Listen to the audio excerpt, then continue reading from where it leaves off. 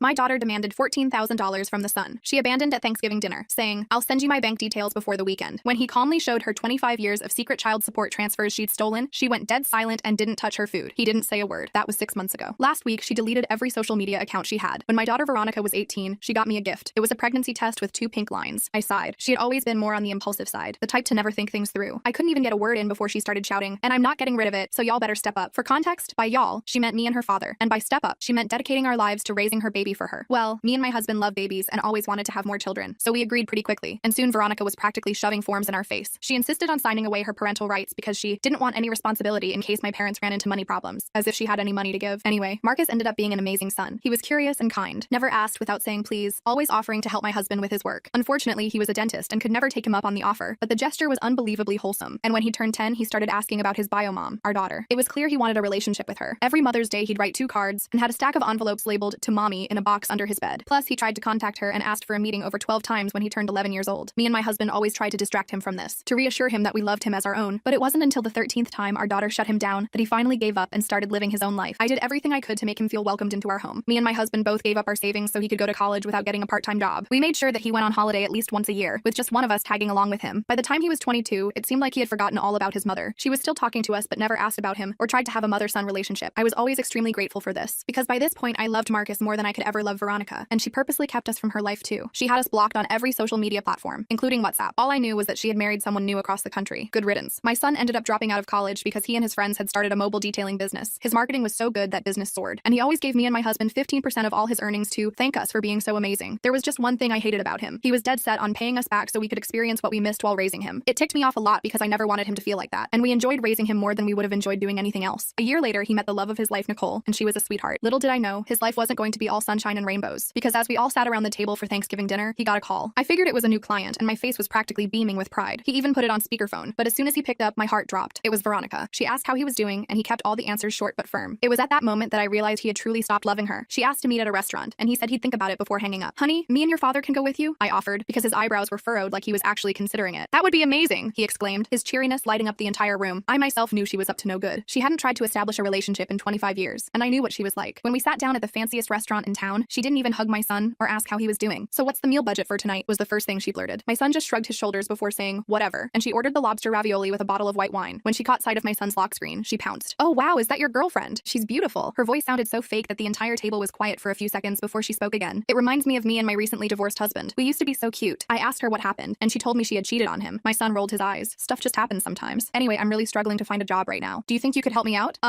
I guess. Great. What she said next shook me to my core. "I'm going to need around $14,000 to secure an apartment. I'll send you my bank details, so make sure to send the money before the weekend." I expected my son to get angry, but instead he just nodded and waited for the food to arrive. So I opened my mouth to speak and rip her a new one, but then I felt a pinch under the table. It was my son, so I just stayed quiet. That's when I noticed something strange. My son pulled out his phone and showed Veronica a photo. Her face went completely white. "Remember this?" he asked calmly. It was a document. Turns out when Marcus's business took off, he hired a private investigator. What he discovered changed everything. Veronica hadn't just abandoned him. She'd been collecting child support from his biological father this entire time, claiming she was raising Marcus herself. 25 years of fraudulent payments. The document showed years of bank transfers, each one meticulously documented. Veronica's hands trembled as she set down her wine glass. My husband leaned forward, studying our daughter's reaction with the same analytical gaze he used when examining patients. Marcus tucked his phone away and picked up his menu. The casual gesture seemed to unnerve Veronica even more. She opened her mouth, closed it, then tried again. Her fingers drummed against the white tablecloth. The waiter arrived with our appetizers. Veronica barely touched her bruschetta, pushing the tomatoes around with her fork. Marcus ate steadily, occasionally glancing at Nicole, who sat beside him, her hand resting supportively on his knee under the table. After several minutes of silence, Veronica cleared her throat. She straightened her shoulders and attempted a smile that didn't reach her eyes. The transformation was remarkable. From panicked to calculating in seconds, Marcus continued eating, waiting. I recognized this patience from when he was younger, sitting for hours with a fishing rod, never complaining about the wait. My husband caught my eye and gave a subtle nod. We both understood what was happening. Veronica's phone buzzed. She grabbed it eagerly, perhaps hoping for an escape route. Her face fell as she read the message. She set the phone face down and took a large sip of wine. The main courses arrived. Veronica's lobster ravioli sat untouched as she watched Marcus cut into his steak. Nicole made small talk about the restaurant's ambiance, her voice light but her eyes alert. My husband complimented the chef's technique. I sipped my water and observed. Finally, Veronica pushed her plate aside. She folded her napkin precisely, buying time. When she looked up, her expression had shifted to something I remembered from her teenage years, defiance mixed with desperation. Marcus finished chewing, wiped his mouth, and leaned back in his chair. He pulled out his phone again, swiping to another document. This one showed dates, amounts, and a name I recognized. Marcus's biological father. Veronica's jaw tightened. She glanced around the restaurant as if looking for witnesses, then back at Marcus. Her fingers found her wine glass again, gripping the stem until her knuckles whitened. The waiter approached to check on our meals. Veronica waved him away impatiently. Marcus thanked him politely and asked for a dessert menu. His calm demeanor seemed to agitate Veronica further. She suddenly stood, her chair scraping against the floor. Several nearby diners glanced our way. Marcus remained seated, studying the dessert options. Nicole placed her hand on his arm, a gesture of support that Veronica's eyes tracked with interest. Veronica sat back down heavily. She grabbed her purse, rummaging through it with increasing frustration. Finally, she pulled out her wallet and slapped it on the table. The gesture seemed more defeated than aggressive. Marcus ordered tiramisu for the table. Veronica ordered another glass of wine. My husband and I exchanged concerned glances. Nicole excused herself to the restroom, and Veronica's eyes followed her departure with calculating interest. While Nicole was gone, Veronica leaned across the table. Her voice dropped to a whisper, but Marcus held up his hand. He pointed to his phone, which was recording. Veronica's face flushed. Nicole returned, and the dessert arrived. Marcus offered Veronica a spoonful of tiramisu. She shook her head, her movements sharp and agitated. The wine arrived, and she drank half the glass immediately. My husband finally spoke up, mentioning how nice it was to all be together. Veronica's laugh was bitter. She gestured wildly, nearly knocking over her water glass. I steadied it before it could spill. Marcus pulled out a small notebook from his jacket pocket. He flipped through pages covered in neat handwriting. Dates, times, phone calls, a detailed record of every attempt he'd made to contact Veronica over the years. Veronica's breathing quickened. She pressed her palms flat against the table as if grounding herself. Her eyes darted between the notebook and Marcus's face, searching for something. Weakness, perhaps, or sympathy. The restaurant began to empty as the evening wore on. Our waiter discreetly placed the check on the table. Marcus reached for it, but Veronica snatched it first. She stared at the total, then at Marcus, then back at the check. She fumbled with her credit card, dropping it twice before managing to hand it to the waiter. When he returned, she signed with a shaking hand. The tip line remained blank until Marcus quietly pointed to it. She scribbled a number and pushed the receipt away. We gathered our coats. Veronica struggled with hers until my husband helped her into it. She jerked away from his touch, nearly stumbling. Marcus steadied her elbow and she yanked her arm free. Outside, the November air was crisp. Veronica hugged herself, shivering despite her coat. Marcus offered to call her a ride. She shook her head violently, then seemed to reconsider. Her phone appeared in her hand, but she stared at it without dialing. Nicole suggested we all get coffee to help Veronica sober up. Veronica's eyes narrowed at the younger woman. She took a step toward her, then stopped. Marcus moved slightly, positioning himself between them. The valet brought our cars around. Veronica hadn't driven. She'd taken a taxi to the restaurant. She stood on the sidewalk, swaying slightly, watching as we prepared to leave. Her expression cycled through emotions too quickly to track. Marcus handed her cash for a taxi. She stared at the bills in her palm, then crumpled them in her fist. For a moment, I thought she might throw them back at him. Instead, she shoved them in her pocket. As our car pulled up, Veronica grabbed Marcus's sleeve. Her grip was desperate. He gently removed her hand, holding it briefly before letting go. She stepped back, nearly colliding with a parking meter. We drove home in silence. Marcus followed in his car with Nicole. Through the rear window, I could see them talking animatedly. My husband reached over and squeezed my hand. We both knew this was far from over. At home, we gathered in the kitchen. Marcus made coffee while Nicole set out cookies from the pantry. The familiar routine felt surreal after the evening's tension. My husband loosened his tie and sank into his favorite chair. Marcus's phone buzzed repeatedly. He glanced at it, sighed, and turned it face down. Nicole rubbed his shoulders, and he leaned into her touch. The coffee maker gurgled, filling the silence. When the coffee was ready, we sat around the table. The same table where Marcus had done homework, where we'd celebrated birthdays, where he'd told us about his business plans. Now it hosted a different kind of family meeting. Marcus pulled out his laptop. The screen displayed a folder labeled with Veronica's name. Inside were dozens of files, documents, bank statements, screenshots. The investigation had been thorough. My stomach churned at the implications. He showed us a timeline. 25 years of deposits from his biological father to Veronica. The amounts varied, but were consistent. Meanwhile, receipts showed she'd spent the money on herself. Vacations, shopping, restaurants. Not a penny had gone to Marcus's care. My husband's face darkened as he reviewed the evidence. His dentist's precision extended to his anger. Controlled, measured, but undeniable. He asked to see specific documents, cross-referencing dates with his own memories. Nicole asked practical questions about legal implications. Marcus explained that he'd consulted with an attorney. The statute of limitations complicated things, but the moral weight was clear. Veronica had stolen from both him and his biological father. The front door security system chimed. We all froze. Marcus checked his phone, then showed us the camera feed. Veronica stood on our porch, swaying slightly, pressing the doorbell repeatedly. Marcus stood up from the table, his movements deliberate and calm. He walked to the front door while the rest of us remained seated, watching the security feed on his phone. Through the camera, we could see Veronica leaning against the doorframe, her mascara smudged and her usually perfect hair disheveled. He opened the door just wide enough to speak with her. From where we sat, we could see his back straighten as Veronica gestured wildly, her hands cutting through the air. She pushed past him into the house before he could stop her. She stumbled into our kitchen, her eyes scanning the room until they landed on the laptop. Her face contorted as she lunged for it, but Marcus was faster. He closed the laptop and tucked it under his arm. Veronica's hands grasped at empty air where the computer had been. My husband stood up, placing himself between Veronica and the rest of us. His protective stance reminded me of when the kids were young and he'd shield them from aggressive dogs at the park. Veronica noticed and laughed, the sound harsh and bitter. She pulled out her phone and began typing furiously. Marcus watched her, his expression unreadable. Within minutes, his own phone started buzzing with notifications. He glanced at the screen and his jaw tightened. Nicole leaned over to look, and her eyes widened. Veronica had posted on social media, tagging Marcus's business page. The posts accused him of abandoning his own mother, of being ungrateful after everything she'd sacrificed. She'd even included old photos of herself pregnant, creating a narrative of a struggling young mother. Marcus set his laptop on the counter and pulled out his phone. His fingers moved quickly across the screen as he documented the posts, taking screenshots before she could delete them. Veronica watched him, a satisfied smirk playing at her lips. The doorbell rang again. This time, the security camera showed a man in his 50s, well-dressed but clearly agitated, Marcus's biological father. Veronica's smirk vanished, replaced by panic. She rushed toward the back door, but my husband stepped into her path. Marcus went to answer the door. The man entered, his eyes immediately finding Veronica. His face was a mixture of confusion and anger. He held up his phone, showing bank statements. 25 years of payments, all supposedly for Marcus's care. Veronica backed against the wall, her eyes darting between exits. The man pulled out more documents from his briefcase, receipts from private investigators, evidence of Veronica's lifestyle, proof that she'd never spent a dime on Marcus. She suddenly grabbed a glass from the counter and threw it against the wall. The crash made everyone jump. In the chaos, she bolted for the front door. Marcus didn't try to stop her. Instead, he calmly picked up the larger pieces of glass while Nicole grabbed the broom. The biological father sank into a chair, his head in his hands. He explained how he'd been paying child support faithfully, believing he was helping helping raise his son. He'd wanted to be involved, but Veronica had convinced him it would confuse Marcus. He'd trusted her. Over the next hour, he showed us years of correspondence. Emails where Veronica described Marcus's supposed needs, school supplies, medical bills, extracurricular activities, all fabricated. The man had even increased payments when she claimed Marcus needed tutoring or special programs. Marcus listened quietly, occasionally asking questions. His biological father had tried to attend graduations, birthdays, but Veronica always had excuses. Marcus was sick, out of town, or it would be too emotionally difficult. The man had respected what he thought were Marcus's wishes. As they talked, Marcus's phone continued buzzing. Business associates were seeing Veronica's posts. Some sent supportive messages, others asked questions. A few canceled upcoming appointments. Marcus responded to each one professionally, but I could see the tension in his shoulders. Nicole suggested they should post a response, but Marcus shook his head. He had a different plan. He pulled out the folder of evidence and began organizing documents, bank statements, receipts, the signed custody papers, everything that told the real story. His biological father offered to help. Together, they created a timeline showing where the money actually went. Veronica's shopping sprees coinciding with supposed school expenses. Vacation photos posted during times she claimed Marcus was ill and needed medical care. The next morning, Veronica's campaign intensified. She'd created a sob story about being a young mother forced to give up her child, now being rejected by the son she'd always loved from afar. Friends and distant relatives who didn't know the truth began sharing her posts. Marcus's business phone rang constantly. Some clients wanted to show support, others wanted to distance themselves from the drama. He handled each call with grace, explaining briefly that there was more to the story and asking for patience. By afternoon, Veronica had escalated further. She showed up at Marcus's business location, making a scene in the parking lot. His business partner called to warn him. Security footage showed her approaching customers, telling them her version of events. Marcus drove there immediately, with Nicole following in her car. I wanted to go too, but my husband convinced me to stay home. We watched through the security app as Marcus arrived to find Veronica talking to one of his biggest clients. He didn't confront her directly. Instead, he greeted his client warmly and suggested they discuss the service inside. Veronica tried to follow, but the client politely declined her company. She stood in the parking lot, shouting accusations as they walked away. Inside his office, Marcus showed the client a few key documents. Not the entire folder, just enough to demonstrate the truth. The client, a successful businesswoman herself, understood immediately. She even offered to write a testimonial about Marcus's character. Veronica waited outside for 2 hours. Every time a customer arrived, she'd approach them. Some listened politely, others brushed past her. Marcus's partner started keeping a log of the incidents, documenting everything in case they needed it later. That evening, Veronica tried a different approach. She called my husband's dental practice, speaking to the receptionist about a family emergency. When that didn't work, she showed up at the office just before closing time. My husband found her in the waiting room, telling patients that he'd stolen her son. The other dentist in the practice asked her to leave. She refused. They had to threaten to call security before she finally left, but not before taking photos of the office. Those photos appeared online within an hour, with captions suggesting we'd built our comfortable life using money meant for Marcus. She implied the dental practice was bought with funds that should have gone to her for raising him. Marcus's biological father saw the posts and called immediately. He was furious. He'd kept every receipt, every bank statement, every piece of correspondence. He offered to make a public statement, but Marcus asked him to wait. The next day brought new challenges. Veronica had found Nicole's workplace and left messages with the receptionist. Nothing threatening, just enough to be disruptive. Nicole's boss was understanding but concerned about the situation escalating. Marcus decided it was time to be proactive. He created a simple website with the timeline he and his biological father had compiled. No accusations, just facts, dates, amounts, and documents. He didn't share it publicly yet, just kept it ready. Veronica must have sensed things weren't going her way. She called Marcus repeatedly from different numbers. When he didn't answer, she left voicemails. They started pleading, then angry, then threatening to ruin his business completely. She followed through on that threat the next morning. She created fake review accounts and bombarded his business page with 1-star ratings. Each review told a different version of her abandonment story. Marcus documented each one, reporting them to the platform. His business partner suggested they hire a lawyer, but Marcus wanted to handle it within the family first. He believed Veronica would burn herself out. I wasn't so sure, watching the toll it was taking on him and Nicole. That afternoon, Veronica showed up at our house again. This time, she brought 2 friends who believed her story. They stood on our lawn, Veronica crying dramatically while her friends comforted her. Neighbors started to notice. My husband went outside to ask them to leave. Veronica's friends accused him of heartlessness, of stealing a baby from a teenage mother. He remained calm, simply stating this was a private family matter and asking them to respect our property. One neighbor, who'd known us since Marcus was young, came over. She told Veronica's friends a few truths about who had really raised Marcus, who had attended every school event, every doctor's appointment. Veronica's friends began to look uncomfortable. As they argued on our lawn, Marcus was across town meeting with his biological father again. They'd decided to contact the bank about the fraudulent child support claims, not to press charges, but to get official documentation of where the money had gone. The bank manager was helpful once they explained the situation. While they couldn't release all records without a court order, they could confirm that the accounts receiving child support were solely in Veronica's name, never joint with Marcus or us. Meanwhile, Nicole faced her own challenges. Veronica had found her social media profiles and began commenting on old photos, suggesting Nicole was only with Marcus for his money. Nicole's friends rallied to her defense, but the stress was visible. That evening, we all gathered again at our house. Marcus looked exhausted. His business had lost 3 clients, though others had actually increased their bookings to show support. Nicole held his hand as he reviewed the damage to his reputation. My husband suggested we consider a restraining order, but Marcus still hesitated. Despite everything, she was still his biological mother. He wanted to believe she'd realize her mistakes and stop. I knew better, but kept my doubts to myself. The next morning proved me right. Veronica had spent the night creating a crowdfunding page, claiming she needed money to fight for her son's love. She'd used photos from Marcus's childhood, photos she must have gotten from relatives since she'd never taken any herself. Marcus's biological father saw the page first and called immediately. He was beyond furious now. She was literally trying to profit from the situation she'd created. He wanted to expose everything publicly, but Marcus asked for more time. Instead, Marcus focused on damage control. He personally called each client who'd canceled, explaining briefly that there was a family situation being resolved. Most were understanding. 2 even rebooked their appointments after hearing his professional response. Veronica's crowdfunding gained little traction. People who knew our family questioned her story in the comments.